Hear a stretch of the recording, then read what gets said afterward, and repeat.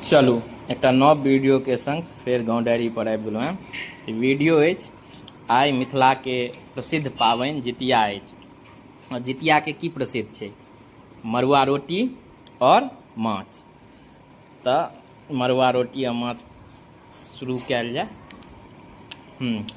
जितिया पाबनि संतान के दीर्घायु के लेल, सुख समृद्धि के लेल हर माता करै छथि। और आजुक दिन बहुत विशेष महत्व रहे छै। अपन मिथिला में कहलो गेल छै माछ के एक अलग महत्व छै। माछ पान मखान, ओहिमे माछ अजुका दिन बहुत विशेष महत्व छै। मड़ुआ रोटी संगे माछ हर मैथिल खाइ छथि। की अहाँ सब खेलहुँ हैं? और हम तऽ खा रहल छी मड़ुआ रोटी और माछ गाम में। अहाँ सब खेलहुँ हैं कि नहीं?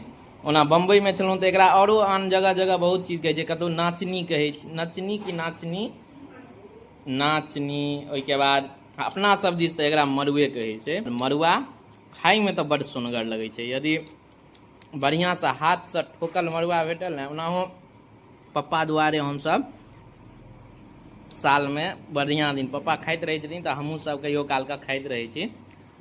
अजुका दिन तो औरो अलगे महत्व छै। एकदम झोर देख लियो आ संगे संगे रोटी, आह की स्वाद छै। के सब खेलौं हैं मड़ुआ रोटी या माछ? कमेंट कऽ के बताओ।